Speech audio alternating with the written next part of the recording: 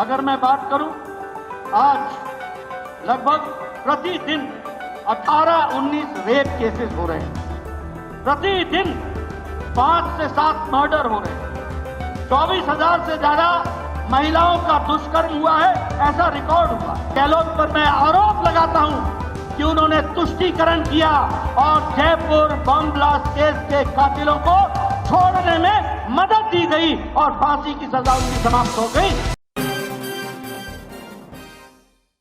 नमस्कार, इन खबर राजस्थान में आपका स्वागत है। मैं हूं आपके साथ सत्येंद्र शर्मा। राजस्थान में इस साल के अंत में विधानसभा का चुनाव होने हैं। ऐसे में लगातार पार्टियां वहां पर डेरा डाल रही हैं। इसी कड़ी में आज राजस्थान में बीजेपी के राष्ट्रीय अध्यक्ष जेपी नड्डा का दौरा था। जेपी नड्डा ने राजस्थान में अपना एक अभियान शुरू किया और इस अभियान का नाम है नहीं सहेगा राजस्थान। इस अभियान से बीजेपी गहलोत सरकार को घेरने की कोशिश कर रही है। आपको बता दें कि इस अभियान के तहत पूरे राजस्थान में जो भी अत्याचार हुए हैं, चाहे वह कन्हैया कुमार को लेकर के हो, चाहे अभी गैंगरेप का मामला हो, महिलाओं के ऊपर अत्याचार हो, और जिस तरह से पेपर लीक के मामला हो, भ्रष्टाचार का मामला हो, इस सब मामलों पर बीजेपी गहलोत सरकार को घेरने वाली है। अपने संबोधन में जेपी नड्डा ने गहलोत सरकार पर जमकर निशाना साधा है और कहा है कि गहलोत सरकार ने पिछले 5 साल में एक रिकॉर्ड कायम किया है, वह भी भ्रष्टाचार का। दलित हो, महिला हो, पिछड़ा हो, कोई भी हो, वह गहलोत सरकार के रडार पर रहा है। गहलोत सरकार हर मामले में फेल हुई है। गैंगरेप यहाँ चरम पर हो रहे हैं, भ्रष्टाचार बहुत ही रिकॉर्ड बना रहे हैं। आप भी सुने जेपी नड्डा का बयान, जिसपे वह गहलोत सरकार पर बरसते हुए नजर आ रहे हैं। अगर मैं बात करूं, आज लगभग प्रतिदिन 18-19 रेप केसेस हो रहे हैं। प्रतिदिन 5 से 7 मर्डर हो रहे हैं। 24,000 से ज्यादा महिलाओं का दुष्कर्म हुआ है, ऐसा रिकॉर्ड हुआ है। और जयपुर में 2-3 किलोमीटर के अंदर ही महिला के आत्मदाह का भी केस हम लोग के सामने आया है। ये कैसा राजस्थान, जो संस्कृति के लिए जाना गया, जो राजस्थान शांति के लिए जाना गया, जो राजस्थान भाईचारे के लिए जाना गया, जो राजस्थान विकास के लिए जाना गया, आज वहां महिला उत्पीड़न चरम शिखर पर है। चरम सीमाएं, सारी सीमाएं पार कर रही है, सीमाएं लांघ रही है। ऐसे को मुंह तोड़ जवाब देना राजस्थान की जनता की जिम्मेवारी है। इसलिए अब राजस्थान की जनता नहीं सहने वाली है इस गहलोत सरकार को। यह भी हमको स्पष्ट संदेश देना है।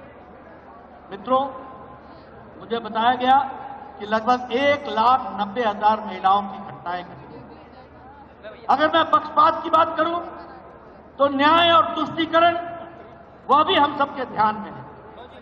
यहीं जयपुर में जयपुर बम ब्लास्ट का केस हुआ था। वसुंधरा राजे जी मुख्यमंत्री थी। केस को फास्ट ट्रैक में डाला गया। समय रहने के अंदर लोअर कोर्ट में जयपुर बम ब्लास्ट के कातिलों को, टेररिस्टों को फांसी की सजा सुनाई गई। फांसी की सजा सुनाई गई जब वसुंधरा जी मुख्यमंत्री थी। लेकिन उसके बाद जब कांग्रेस पार्टी की सरकार आई तो लंबे समय तक सुनवाई चलती रही।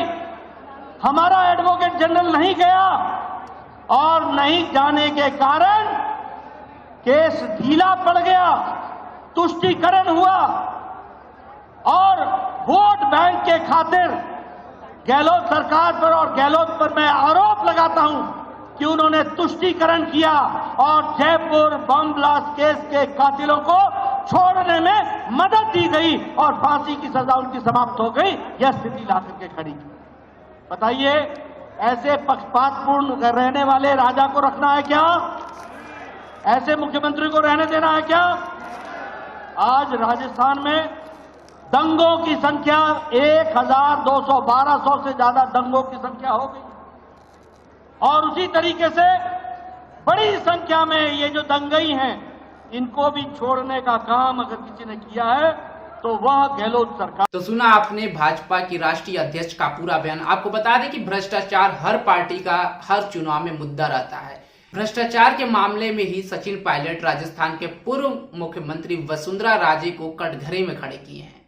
तो वहीं अब भ्रष्टाचार के मामले में बीजेपी अशोक गहलोत सरकार पर लड़ रही है।